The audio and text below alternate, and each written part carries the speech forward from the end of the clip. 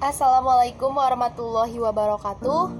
Perkenalkan dulu ya. Perkenalkan, nama saya Ajeng Molis Gianti dari kelas 12 sosial 5. Saya di sini akan memberikan contoh ayat suci Al-Qur'an yang memotivasi manusia untuk merenung dan meneliti ciri-ciri, diantaranya menggunakan kata berpikir, berakal, bertadabur, melihat dan sejenisnya gitu, beserta dengan asbabun nuzul dan tafsiran.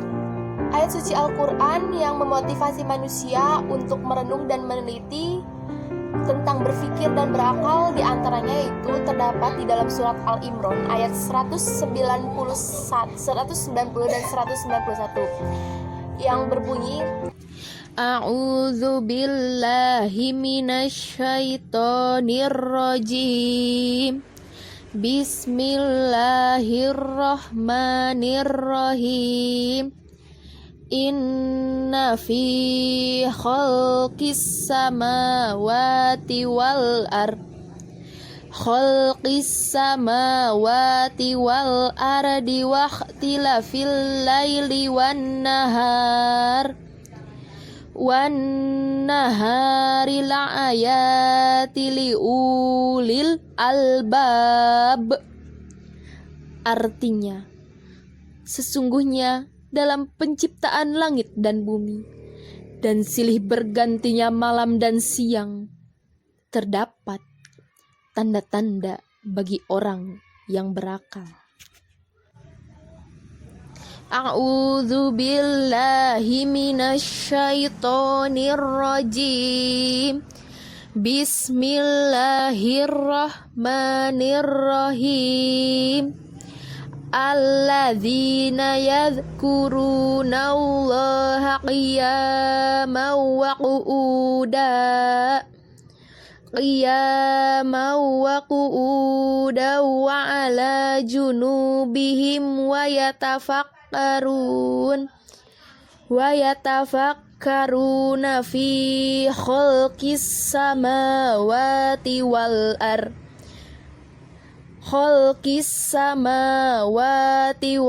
ardi rabbana ma khalaqta hadza batilan subhanaka faqina adzabannar. Artinya, yaitu orang-orang yang mengingat Allah sambil berdiri atau duduk atau dalam keadaan berbaring, dan mereka memikirkan tentang penciptaan langit dan bumi seraya berkata, wahai Tuhan kami, tiadalah Engkau menciptakan ini dengan sia-sia. Maha suci Engkau, maka peliharalah kami dari siksa neraka.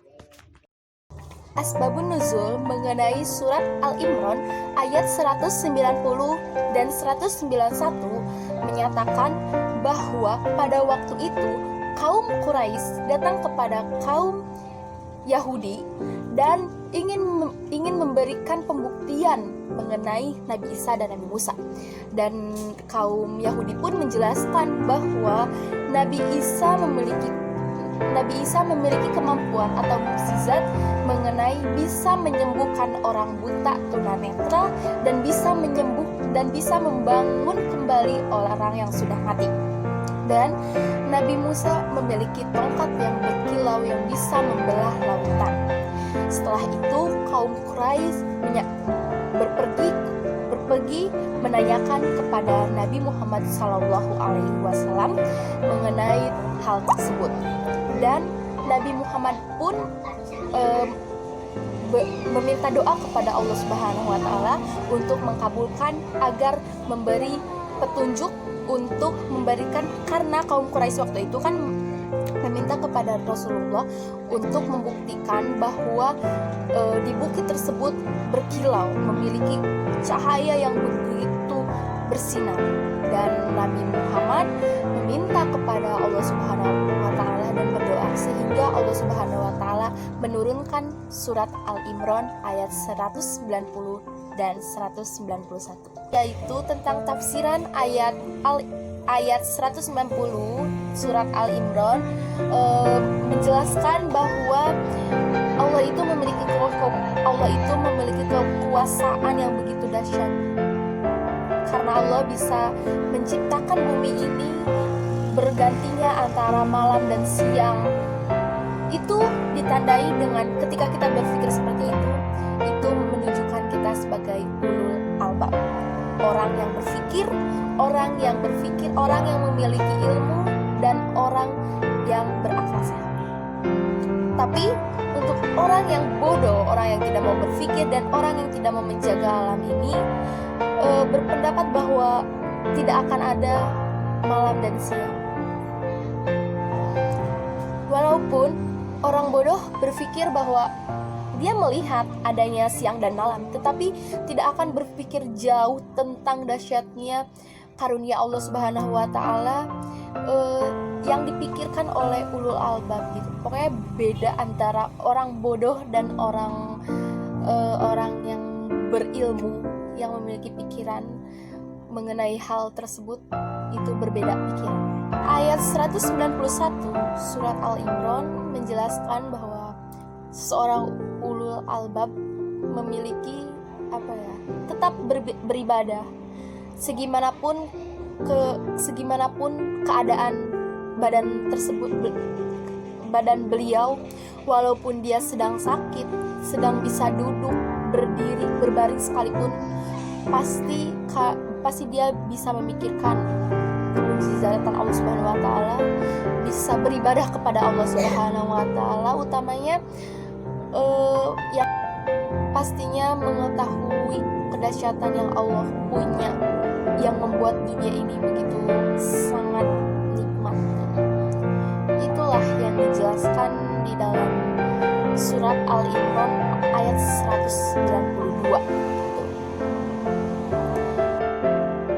Ulul albab pun menyatakan bahwa, wahai Tuhan kami, kamu tidak sia-sia untuk menciptakan alam ini, karena kamu sangatlah suci, maka jauhkanlah kami dari siksaan api neraka. Terima kasih atas perhatiannya, semoga bermanfaat untuk kalian semua, terutama untuk diri saya sendiri. Mohon maaf bila ada kekurangan. Jika ada kekurangan itu datangnya dari diri saya sendiri, jika ada kelebihan itu datangnya dari Allah Subhanahu wa taala. Sekian, wassalamualaikum warahmatullahi wabarakatuh.